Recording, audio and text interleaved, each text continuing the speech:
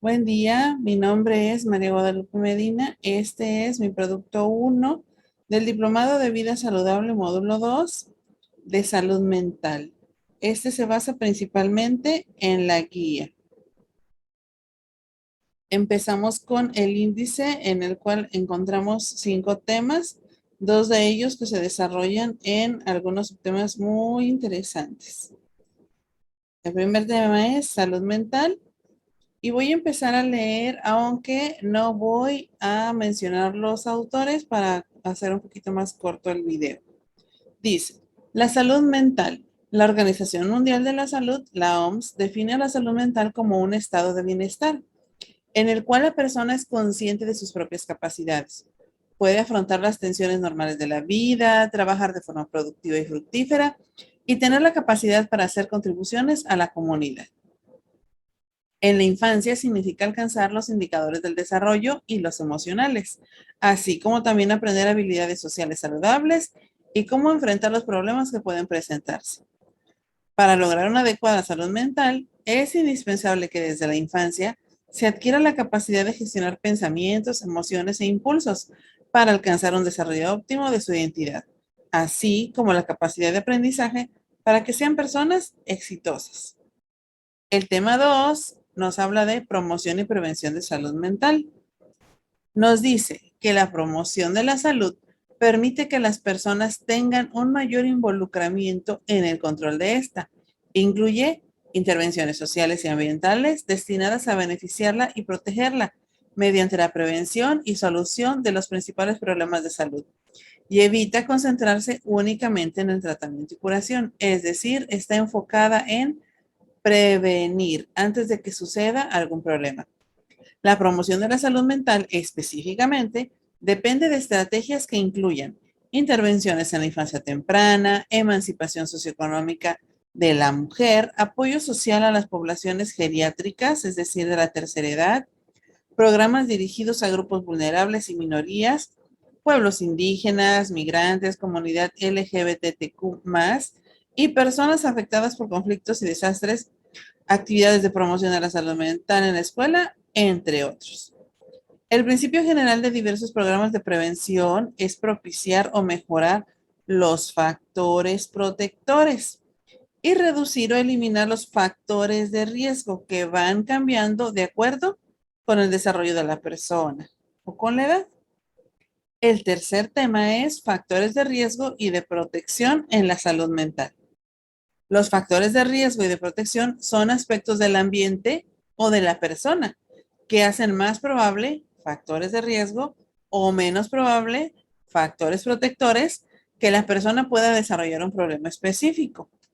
Aquí le ponemos una sombrillita, por ahí todas las imágenes están sacadas de internet. La guía también nos muestra una tabla, entonces aquí nos dan algunos ejemplos de factores de riesgo y de factores de protección.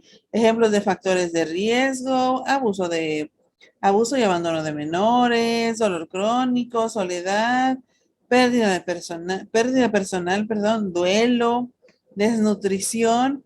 Todos estos son factores de riesgo. Factores de protección para nuestra salud mental serían, por ejemplo, capacidad para afrontar el estrés, para enfrentar la adversidad, estimulación cognitiva temprana, apego positivo, conducta prosocial, autoestima, manejo de estrés, etcétera. Para poder profundizar, podemos dirigirnos a la guía. El efecto acumulado de múltiples factores de riesgo, la falta de factores de protección y la interacción de situaciones de riesgo y protección puede predisponer a las personas a cambiar de una condición mentalmente saludable a una de mayor vulnerabilidad. Esto puede derivar en la presencia de trastornos mentales, los que se caracterizan por presentar alteraciones en la cognición, la emoción, el estado de ánimo o los aspectos integradores del comportamiento más elevados, como las interacciones sociales o la planificación de las actividades futuras. Las enfermedades mentales constituyen uno de los trastornos más frecuentes y con mayor impacto negativo sobre la calidad de vida del ser humano. El cuarto tema es condiciones que pueden afectar a la salud mental. Para empezar tenemos el estrés. El estrés es la forma como el cerebro y el cuerpo responden a cualquier demanda. A ciertos niveles puede afectar la salud. Es decir, es una respuesta. En la vida cotidiana existen diferentes situaciones que provocan desequilibrio en el organismo y tienen el potencial de producir estrés. Estas son conocidas como estresores y pueden generarse en la familia, en la comunidad, en el trabajo, es decir, en cualquier lugar.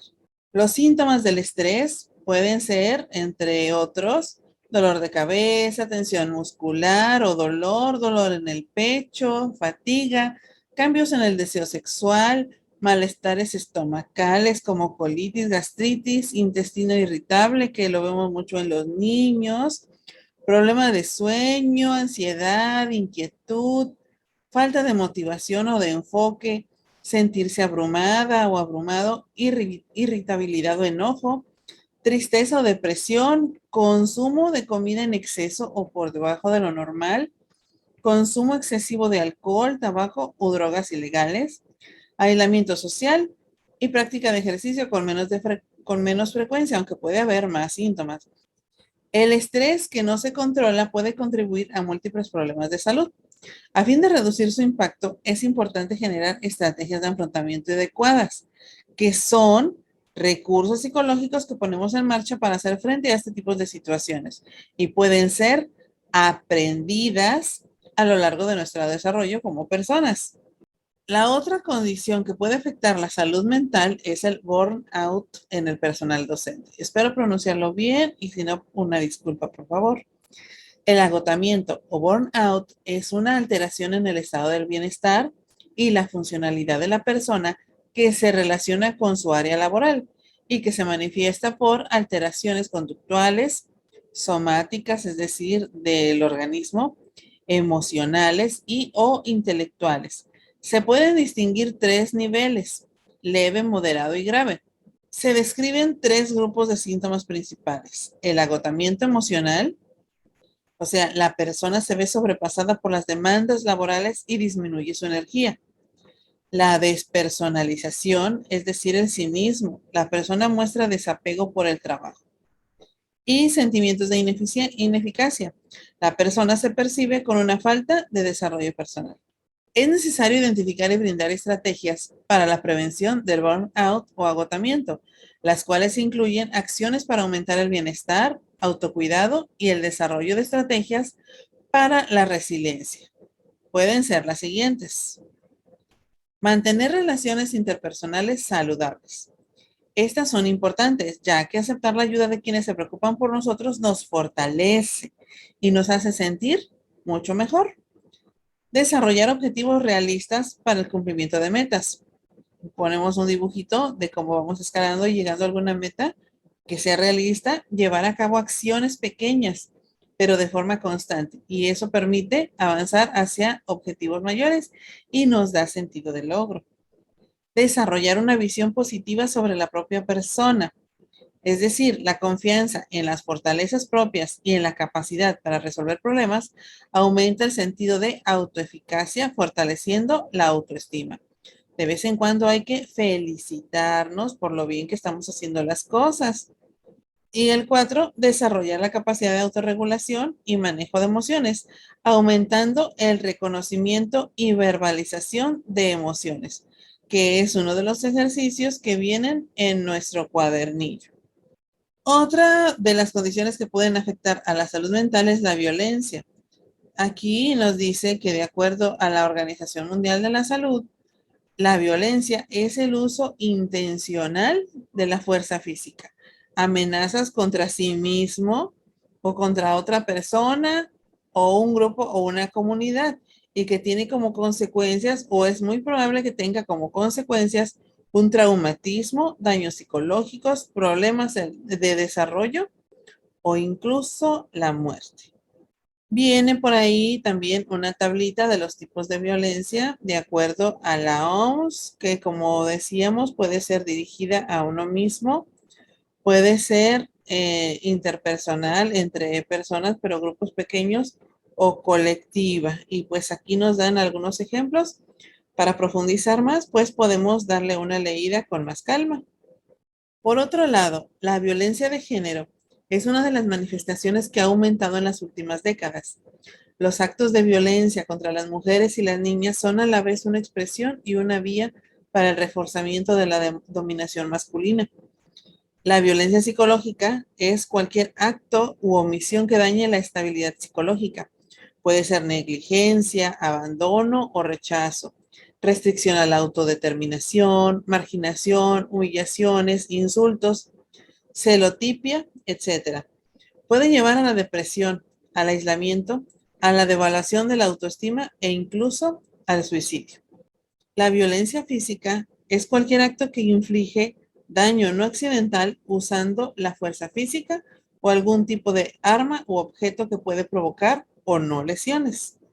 La violencia patrimonial es cualquier acto u omisión que afecte la supervivencia. Se manifiesta en la transformación, sustracción, destrucción, retención o distracción de objetos, documentos personales, bienes y valores, derechos patrimoniales o recursos económicos destinados a satisfacer sus necesidades y puede abarcar los daños a los bienes comunes o propios de la víctima. La violencia económica es toda acción u omisión por parte de quien emite la violencia que afecta a la supervivencia económica de la víctima. Se manifiesta en limitaciones que tienen como propósito controlar el ingreso de sus percepciones económicas, así como la percepción de un salario menor por igual trabajo dentro de un mismo centro laboral. Finalmente, la violencia sexual es cualquier acto que degrada o daña el cuerpo y o sexualidad de la víctima y que por tanto atenta contra su libertad, dignidad e integridad física. Es una expresión de abuso de poder que implica la supremacía masculina sobre la mujer al denigrarla y concebirla como un objeto. Y pues también tenemos formas análogas. Otra de las condiciones que puede afectar la salud mental es el acoso laboral. El acoso laboral se da cuando una persona, ya sea trabajadora o empleadora, realiza conductas, hechos, palabras u órdenes que tienen como fin agredir, desacreditar, desconsiderar o humillar a otra. Así como el fenómeno del bullying es como se conoce al acoso escolar, en el ámbito laboral se le denomina acoso psicológico o mobbing. Espero pronunciarlo bien y si no, también otra vez una disculpa. Para considerarla como acoso laboral se toma en cuenta varios criterios. Debe ser repetitiva, quien emite la violencia tiene poder sobre quien la recibe, una intención de causar miedo o hacer daño, involucrar abuso físico, psicológico o verbal y no ser provocada por quien recibe la violencia. Las consecuencias físicas y de personalidad son efectos cognitivos e hiperreacciones químicas, o sea, inquietud, nerviosismo, agitación, agresividad, ataques de ira, sentimientos de inseguridad, hipersensibilidad a los retrasos e irritabilidad. Síntomas de desajuste del sistema nervioso autónomo como sofoco, sensación de falta de aire, hipertensión o hipotensión arterial neuralmente inducida. También hay síntomas de desgaste físico producido por el estrés mantenido mucho tiempo, dolores musculares y cervicales, trastorno del sueño, cansancio y debilidad como desmayos y temblores. El acoso laboral puede generar incomodidad importante en todas las personas involucradas, lo que puede llevar a alteraciones de la salud. Una de las consecuencias directas de esto es el burnout. Otra de las condiciones que pueden afectar a la salud mental es el consumo de sustancias. La Comisión Nacional contra las Adicciones, CONADIC, menciona que actualmente y desde la perspectiva médica y científica se utiliza el vocablo droga o sustancia psicoactiva para hacer referencia a un gran número de sustancias que introducidas en un organismo vivo son capaces de alterar una o varias de sus funciones psíquicas, además que generan alteraciones que llevan a las personas a seguir consumiendo por el placer y posteriormente para evitar sentirse mal. Es aproximadamente entre los 21 y 25 años de edad cuando el cerebro ha concluido su proceso de maduración, por lo que el consumo de cualquier sustancia psicoactiva en personas menores puede generar las siguientes consecuencias: afectar el sano desarrollo del sistema nervioso central, progresión más rápida de la adicción, La toxicidad de las sustancias puede generar daños y enfermedades a otros órganos como riñones, hígados o pulmones, entre otros. Y bajo los efectos de las sustancias se corre el riesgo de tomar decisiones de manera mucho más impulsiva, como involucrarse en relaciones sexuales de riesgo, accidentes o situaciones de violencia. Se puede asegurar que la familia, la escuela y las comunidades son escenarios muy valiosos para la promoción de la salud y la prevención del consumo de sustancias psicoactivas y otras conductas adictivas. Es indispensable fomentar ambientes saludables, donde las personas, y sobre todo las más jóvenes, tengan oportunidades de fortalecer sus habilidades sociales, los vínculos entre sus amistades que sean positivas, teniendo la oportunidad de expandir redes de apoyo, de construir sus sueños, de visualizar un proyecto de vida. Todo esto considerando valores a favor de la paz y el sentido comunitario, donde todas las personas son corresponsables del bienestar integral. La última y que tiene gran relevancia por el tiempo en que estamos viviendo es la crisis, duelo y pérdida. El duelo es un proceso biológico, psicológico y social que se presenta ante la pérdida de una persona, animal, objeto o evento significativo. Es un proceso normal y esperado cuya función es ayudar a procesar la pérdida. Es doloroso y puede ser incapacitante en ocasiones y suponer una regresión intensa en la manera en que una persona se percibe a sí misma. Todas y todos reaccionamos de forma diferente a la muerte y echamos manos de nuestros propios mecanismos para sobrellevar con el dolor que conlleva. No hay una duración normal del duelo. De acuerdo con la American Psychological Association, APA, algunas investigaciones recientes han sugerido que, aun cuando se han identificado las fases del proceso de duelo, la mayoría de las personas no pasan por estas de forma progresiva. Aún así, se mencionan a continuación. Fase 1. Afrontar la pérdida. Dentro de esta fase se producen los mecanismos de defensa, que se presentan de manera natural, siendo lo más común la negación. Sin embargo, con el tiempo irá disminuyendo y permitiendo así la externalización de las emociones que son normales e incluso favorables para el manejo de la pérdida. El apoyo emocional en los primeros momentos es crucial. De esto depende con frecuencia que sea más fácil o difícil el proceso posterior. Fase 2. Los rituales alternativos para trabajar las emociones durante el duelo. Es muy importante indagar el contexto sociocultural y conocer cuáles han sido los rituales o tradiciones ante la pérdida de familiares y o amistades, ya que estos son un acto simbólico que nos permite procesar un evento psicológico en la realidad. Otra de las funciones de un ritual es verlo como la despedida, que ayudará a expresar las emociones ante una pérdida, favoreciendo el proceso de duelo mediante el acompañamiento de los otros, aliviando el dolor emocional. Fase 3. Adaptarse a la pérdida e integrarla a las experiencias de vida. En esta fase es necesario recordar que el proceso de duelo no es rápido ni fácil. Sin embargo, hay muchas formas de apoyarle y recordarle que, aunque lo que se intenta hacer no es fácil, tampoco es imposible. Es conveniente promover que retome actividades o proyectos previos. Debe ir poco a poco recuperando condiciones previas de su vida y evitar acciones desadaptativas, como el abuso de sustancias u otras condiciones que más que ayudar a afrontar la pérdida detienen el proceso. Cuando pasamos por un proceso de duelo, es necesario llevar a cabo algunas medidas de autocuidado físico y psicológico. Por ejemplo, dedicar un tiempo para el descanso y la reflexión, realizar actividad física, realizar actividades lúdicas como la lectura y la escritura, o al aire libre si se encuentra en lugares adecuados.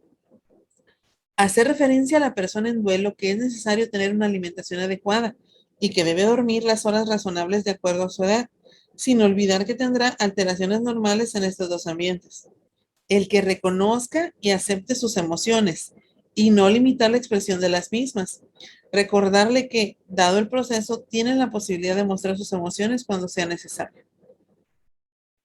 Es esperado tener emociones y sensaciones de soledad, tristeza, enojo y angustia. Se le sugiere mantener comunicación con amistades, familiares o personas que aprecia mediante el uso de diferentes medios de comunicación, incluyendo los recursos en línea. Recordar que debe cuidarse y cuidar a su familia. Puede solicitar ayuda a personas de confianza para realizar tareas que considera difíciles en estos momentos. Por ejemplo, el cuidar de sus hijas e hijos, el sacar a pasear a las mascotas, entre otros. Hay que enfatizar que la persona puede ayudar a otras que también están enfrentando la pérdida. Puede escribir una carta en donde exprese su sentir hacia quien falleció, elaborar un álbum o presentación en donde exponga los buenos momentos que pasaron y o realizar un dibujo donde se exprese su sentir. Recordarle que debe de tomarse su tiempo para decidir sobre las pertenencias de su familiar. Y finalmente tenemos el duelo, pero ahora en niños, niños y adolescentes. Es frecuente que las personas adultas busquen mitigar o evitar el dolor que causa la pérdida en niñas, niños y adolescentes como mecanismo de protección. Sin embargo, esto no es posible. La alternativa es que les acompañen en el proceso para ayudar a encontrar habilidades y capacidades para afrontar las pérdidas. El proceso de duelo en niñas, niños y adolescentes es similar al de las personas adultas.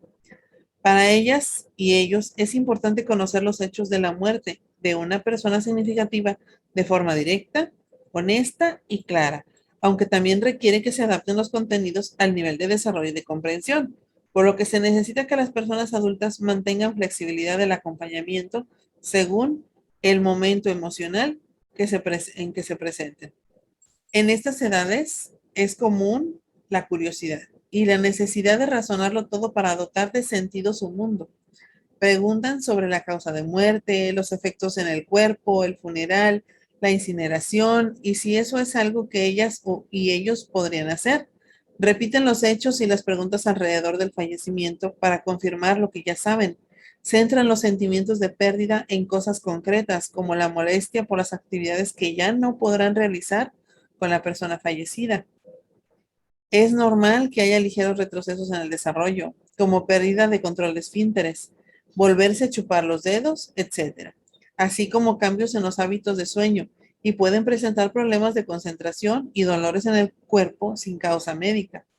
También es común que estén tristes y que realicen algunas conductas que comprueben la realidad de la pérdida, como hacer enfadar a la persona que les cuida a ver si la persona fallecida regresa, clamar la presencia de quien murió o apelar a ciertas conductas de la persona fallecida para justificar sus reacciones actuales. Las y los adolescentes reflexionan mucho sobre el fin de la vida y la trascendencia de vivirla. Buscarán una explicación más al porqué de la vida y la forma de hacerlo, más que la muerte en sí misma. Esto puede venir acompañado de una forma de desesperanza ligada a la frase, ya no vale la pena seguir viviendo, que puede conllevar a periodos de tristeza muy profunda o a tener actitudes de riesgo como inicio o aumento en el consumo de alcohol, tabaco o alguna droga. Por otra parte, en esta etapa se vive mucha confrontación con las madres y los padres. Es importante conocer si la o el adolescente se encontraban molestos con quien falleció y si existen sentimientos de culpa. El duelo no es una enfermedad, pero puede complicarse o volverse persistente si no se brindan las condiciones para transitarlo. Se debe prestar atención a los siguientes signos de alarma en adolescentes: alteración en el patrón del sueño o la alimentación, así como pesadillas persistentes, alteración en la concentración y aumento de los accidentes, irritabilidad extrema, aislamiento extremo, actividades de riesgo como el consumo problemático de alcohol o drogas, ya sea por frecuencia o por intensidad, muy relacionado con la idea de que ya no puede pasar nada peor, ideas suicidas, culpa que no cesa, ideas persistentes de que la persona fallecida está enfadada, dolida o poco orgullosa de él o ella, incapacidad para retornar a las rutinas habituales. El último tema es el tema 5, apego, resiliencia, autocuidado y su relación con la salud mental. La afirmación "no hay salud sin salud mental" representa la importancia que tiene esta última como componente de nuestro equilibrio y bienestar integral. Para contar con una adecuada salud mental, se deben reconocer el apego y la resiliencia como dos características de la persona que la favorecen. Además, es indispensable adquirir competencias de autocuidado y habilidades que faciliten el manejo de las emociones, el control de impulsos y la capacidad de gestionar pensamientos y tomar decisiones saludables. El primer subtema relacionado es apego y seguridad. Un pequeño grupo de figuras de apego, es decir, las cuidadoras, dan forma de manera natural a nuestro desarrollo, según cómo se comuniquen con nosotros o nosotras desde nuestros primeros días de vida. Un apego seguro brinda más posibilidades de convertirse en personas amables, atentas, reflexivas y resilientes y con buena inteligencia emocional y social que permiten prosperar en la vida. Este aparece cuando las figuras cuidadoras principales pueden ayudar a la niña o el niño a sentir que hay alguien ahí cuando se siente temor o inseguridad, por lo que puede sentir la suficiente seguridad para explorar el mundo y aceptar y manejar su experiencia emocional. Es decir, el apego seguro se desarrolla gracias a la sensibilidad de las figuras cuidadoras principales ante las necesidades del bebé y a la disponibilidad que tienen. Por ejemplo, encontré esta figura que nos explica muy bien este ciclo relacionado con el apego. El bebé tiene una necesidad, hambre, está mojado, quiere ser abrazado. 2, requiere atención, llora porque se siente molesto, porque necesita algo.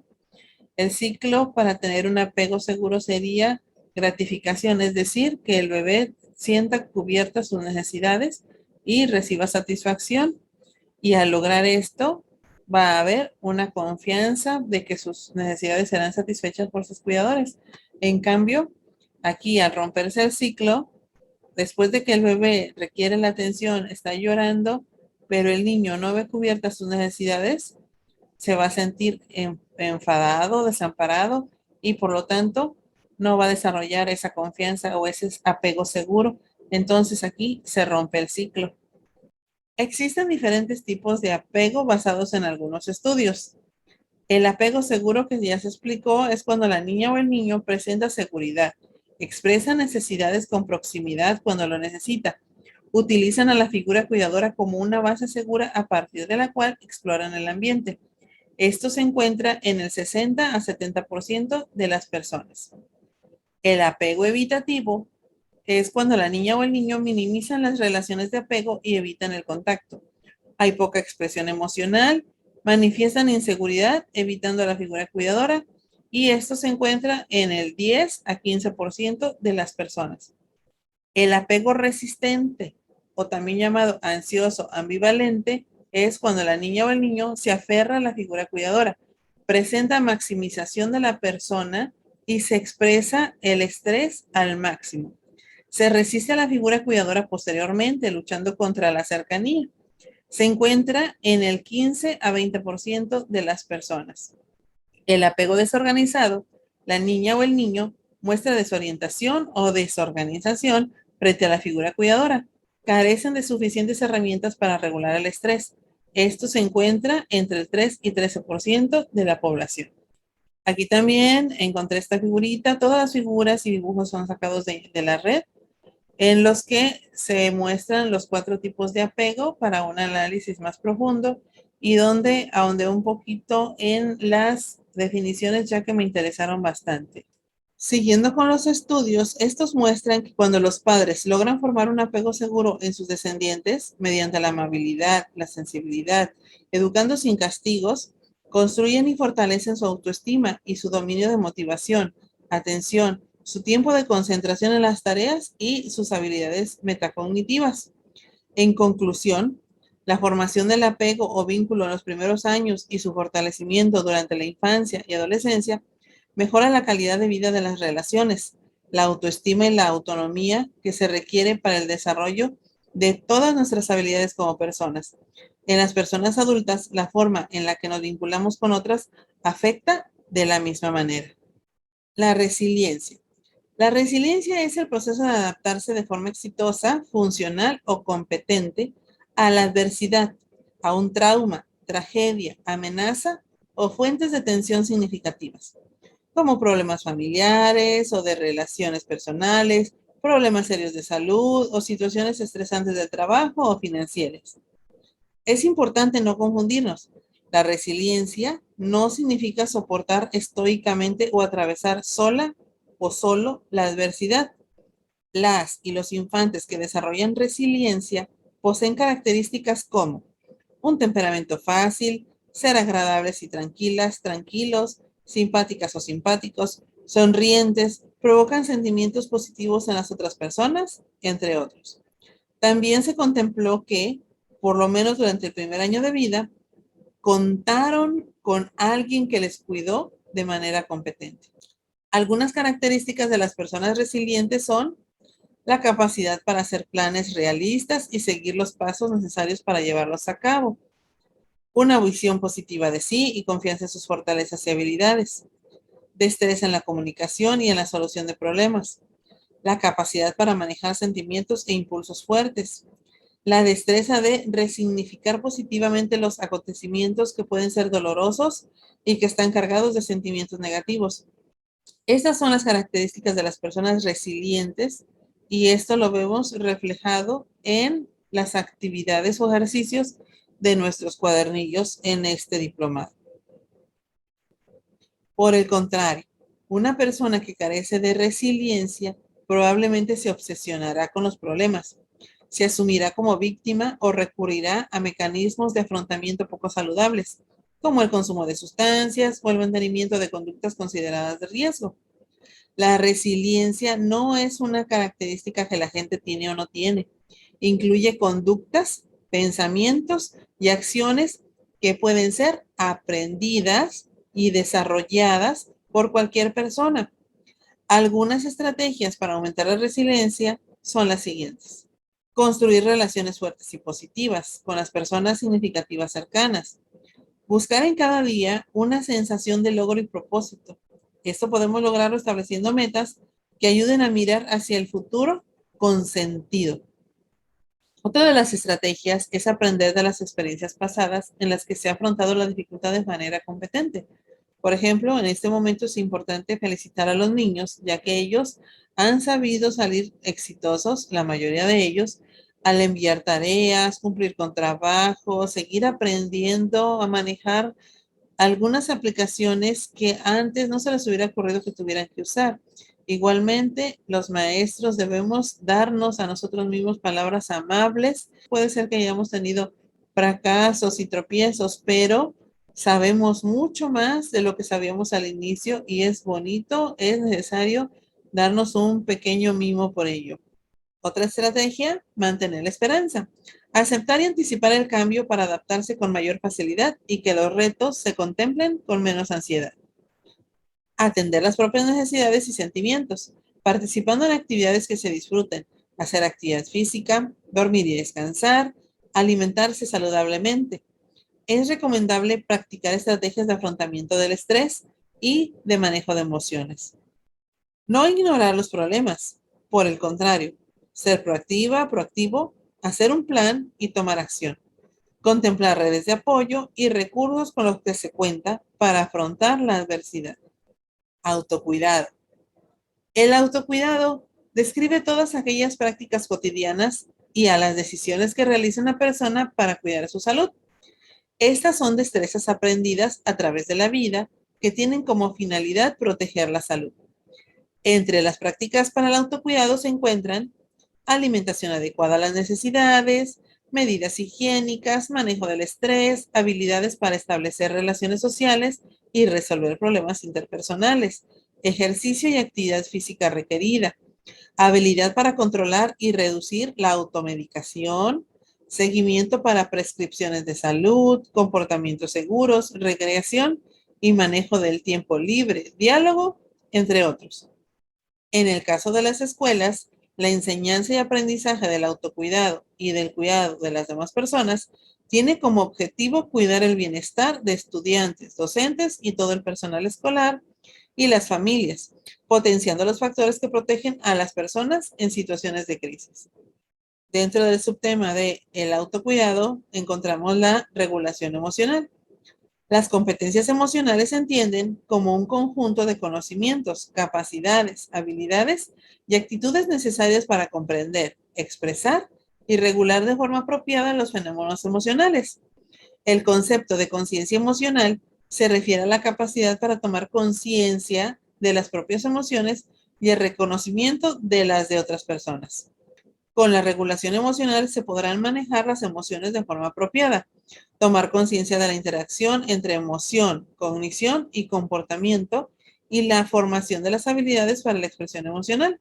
La regulación emocional se encuentra estrechamente relacionada con la inteligencia emocional, en la que se señalan 5 dominios básicos: conocimiento de las propias emociones, manejo de las emociones, automotivación, reconocimiento de las emociones de las demás personas y tener la capacidad para relacionarse con otras personas. Y aquí puse algunos de los ejemplos que vienen para ejercitarlos en estos aspectos en el cuadernillo de ejercicios. Igual de importante es la inteligencia interpersonal, caracterizada por la capacidad para mantener buenas relaciones con otras personas. Implica dominar habilidades sociales básicas, el respeto a los demás, la comunicación receptiva, la comunicación expresiva, compartir emociones, el comportamiento prosocial y la asertividad de la que ya hablamos. Es posible aprender a ser feliz o infeliz. Aquellas acciones que aprendemos y ejecutamos en pos de la felicidad son interiorizadas y se convierten en parte de nuestra estructura de pensamiento, por lo que es importante conocer el cómo impactan a largo plazo los pensamientos y el estado de ánimo en nuestra persona y nuestra vida. Algunas técnicas o estrategias que pueden ser utilizadas, ya sea para el manejo de las emociones o el afrontamiento del estrés, son las siguientes. Relajación muscular progresiva. Algunas técnicas o estrategias que pueden ser utilizadas, ya sea para el manejo de las emociones o en el afrontamiento del estrés, son las siguientes. Relajación muscular progresiva. Esta técnica consiste en el aprendizaje de ejercicios de tensión y distensión de distintos grupos musculares. Cambio de pensamientos. Los pensamientos influyen directamente sobre la forma en que nos sentimos y cómo nos relacionamos con el entorno. Son el resultado de las experiencias de nuestro día a día y cómo las valoramos. Los efectos que se han identificado del pensamiento positivo y el optimismo en la salud son aumento en la expectativa de vida, menores tasas de depresión, niveles más bajos de angustia, mayor bienestar psicológico y físico, mejor salud cardiovascular y menor riesgo de muerte por enfermedades cardiovasculares, así como mejor capacidad para afrontar una situación difícil durante las dificultades y los momentos de estrés. Meditación. La meditación involucra concentrar la atención para sentirse más relajado. Practicarla puede ayudar a la persona a reaccionar de manera más calmada a sus emociones y pensamientos, incluso a aquellos que le provocan estrés. La atención debe ser enfocada. La concentración se fija en la respiración, en un objeto o en un conjunto de palabras. Por ejemplo, las mantras famosas. El silencio. La mayor parte de la meditación se realiza en lugares silenciosos. ¿Para qué? Para limitar las distracciones. La posición corporal.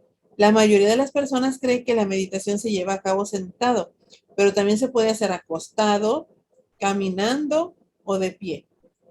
Una actitud abierta, es decir, estar abierto a los pensamientos que vengan a la mente y no juzgar esos pensamientos.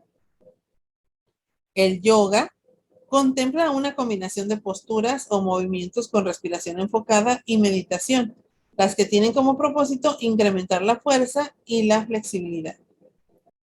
Imaginación guiada. Esta técnica se centra en la visualización de situaciones y escenarios agradables. La persona propicia estados físicos y emocionales benéficos para su salud porque tiene el poder de elegir cómo quiere guiar su imaginación para sentirse mejor frente a los diferentes estresores de la vida. Atención plena, mindfulness. Esta me gustó muchísimo. Tiene sus raíces en las filosofías orientales, el budismo zen.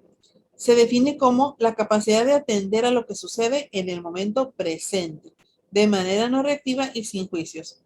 Aquí me encontré este dibujito en la red donde el adulto no vive el momento por estar pensando en muchos pendientes. En cambio, la niña sí está en el momento presente, sus pensamientos están en el lugar en el que está disfrutando, que está viendo, que está sintiendo, y a veces para nosotros los adultos es algo muy difícil de lograr.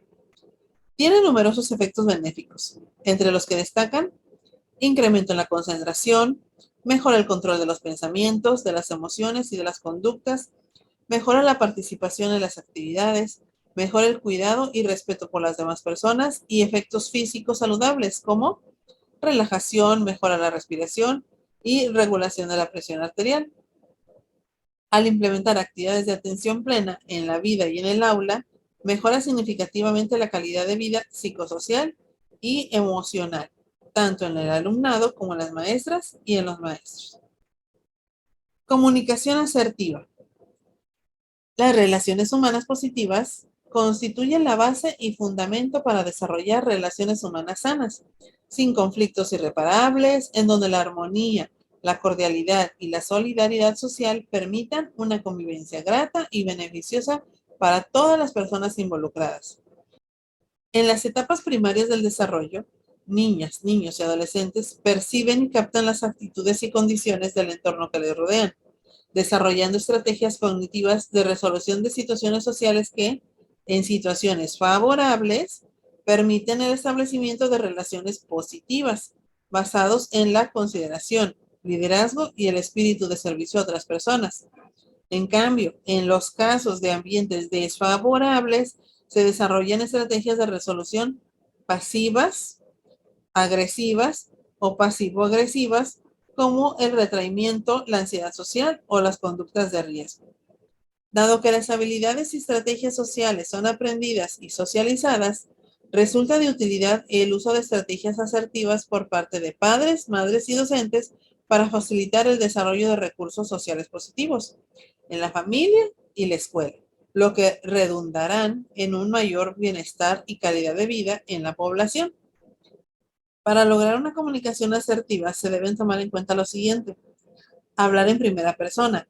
Yo pienso, yo opino, yo siento. A mí me gustaría. Esto logra que las otras personas nos escuchen, al contrario de cuando nos expresamos como si solamente nosotros tuviéramos la razón. Conocer los derechos asertivos. Este es un material que viene en el cuadernillo y el cual es muy conveniente analizar. Ser responsable y respetar las necesidades ajenas. Entender que las demás personas tienen derecho a creer, decir o hacer cosas muy distintas a las que nosotros esperamos. Ser directo. Garantizar que nuestros mensajes sean lo suficientemente claros para la otra persona, de tal manera que no se necesiten de suposiciones, adivinanzas y evitar crear malos entendidos. Ser oportuno. Hay que considerar el lugar, el momento, la firmeza del mensaje, la relación con las y los demás y la frecuencia de insistencia.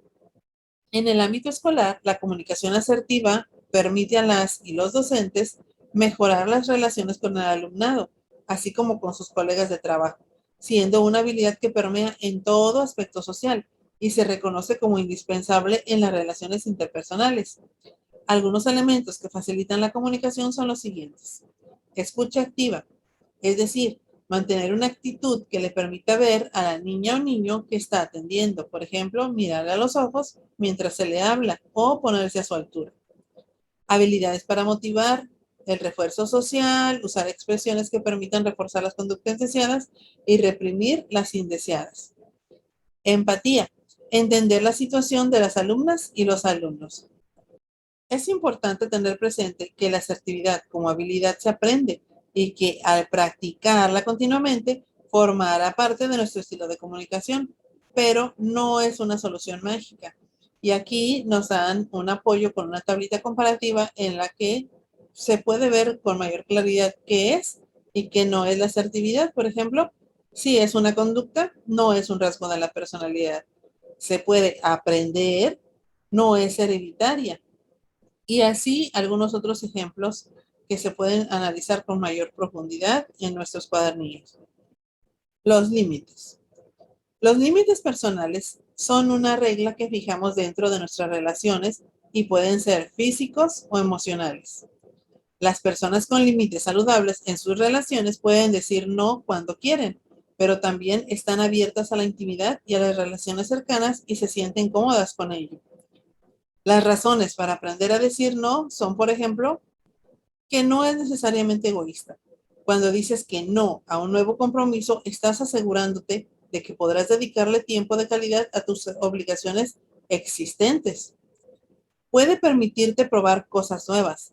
Por ejemplo, solo porque hasta ahora has ayudado a planear la comida anual de la familia, no significa que debas hacerlo para siempre. Decir siempre que sí no es saludable. Cuando tú estás demasiado comprometida o comprometido y bajo demasiado estrés, es más probable que sientas desánimo y que te enfermes. Cuando dices que no, abres la puerta para que alguien más levante la mano o puedes delegar a alguien para que se haga cargo de la tarea. Tal vez no haga las cosas como tú las harías, pero está bien, encontrarán su propio camino. Aprender a decir no se encuentra dentro del tema de los límites. Para aprender a decir que no es necesario decidir qué actividades merecen nuestro tiempo y atención. Estas son algunas estrategias para evaluar obligaciones y oportunidades. Concentrarse en lo que más importa. Poner en la balanza las relaciones entre el sí y el estrés. Tal vez el decir que sí añadirá meses de estrés adicional. Eliminar la culpa de la ecuación. No aceptar una solicitud por culpa u obligación. Consultarlo con almohada, es decir, darse un tiempecito. No tener miedo de usar la palabra no. Ten cuidado con el uso de las frases sustitutorias débiles, como no creo que pueden interpretarse como si fueras a decir sí más tarde. Sé breve, sé honesto, no inventes razones. Sé respetuoso o respetuosa. Prepárate para repetir. Es posible que tengas que rechazar una solicitud varias veces antes de que la otra persona acepte tu respuesta. Entonces, en la utilización de la palabra no y, por ejemplo, aquí vi que esto coincide con la técnica del disco rayado. Podemos decir que no hasta que la otra persona comprenda que no queremos acceder a su solicitud. Por otro lado, así como establecer límites personales es de suma importancia, también lo es respetar lo que las otras personas establezcan. Mamá, papá, hijos, hijas, pareja romántica, autoridades laborales, colegas, niños, niñas, adolescentes o cualquier otra persona con la que interactuamos. En el contexto educativo es importante saberse comunicar y expresar adecuadamente para poder mantener un adecuado ambiente en las interacciones. Algunas formas en las que las y los docentes pueden establecer límites en su relación con el alumnado son las siguientes. Mantener su vida personal separada de la profesional, evitando brindar demasiada información privada al estudiantado. Al iniciar el ciclo escolar y establecer las normas de convivencia del aula. Establecer límites propios, teniendo en cuenta el interés superior de la niñez, pero asegurándose de que no es su responsabilidad todos y cada uno de los aspectos de la vida de los estudiantes. Este es uno de los puntos más difíciles de limitar, ya que los docentes somos muy dados a tratar de ayudar a veces de más y eso puede también sobrecargarnos y a veces no nos deja dormir pensar en alguna situación de algún alumno o alumna. El tiempo libre como aliado. Ante la visión mecanicista de las sociedades de consumo que consideran la productividad como prioridad, surge la noción de salud desde un carácter multidimensional, que toma en cuenta los contextos sociales y culturales y las características particulares de las personas, así como el acceso a los servicios de salud, lo que ha llevado a que los temas del ocio, tiempo libre, la calidad de vida y los estilos de vida pasen a ser temas prioritarios al abordar el tema del cuidado de la salud. La gestión del tiempo libre es una de las prácticas a las que las personas le restamos importancia, pero descansar y realizar actividades divertidas, de esparcimiento o recreativas nos permite fortalecer todos nuestros aspectos como persona, brindándonos un equilibrio emocional y físico necesario para el día a día. El concepto de tiempo libre es más amplio que el de ocio. Lo incluye como posibilidad. El tiempo libre es aquel periodo de tiempo no sujeto a necesidades de una parte ni a obligaciones de otra. El ocio no es solo tener tiempo libre. o lleno de actividades. Supone sentirse libre realizando diversas actividades. Es la forma en que se va a ocupar ese tiempo libre, la cual implica llevar a cabo actividades que generen satisfacción y placer personal y que sean realizadas de forma libre y voluntaria. La situación se vuelve angustiante en este punto. Si estamos acostumbradas o acostumbrados a que nuestros tiempos estén muy organizados por el calendario, la agenda y el reloj, y tendemos a generar culpa por no hacer nada, entre comillas, lo que nos impide disfrutar de nuestro tiempo libre. Encontré aquí varios ejemplos y en nuestro cuadernillo de ejercicios también vienen algunas actividades de las cuales podemos elegir. Las experiencias de ocio valioso desarrollan la sensibilidad y percepción, aumentan la creatividad y fomentan la salud física y emocional, prolongando la vida. Por ello, es importante promover en las y los docentes un ocio que facilite el desarrollo humano orientado a la satisfacción y logro del estado de bienestar personal y social.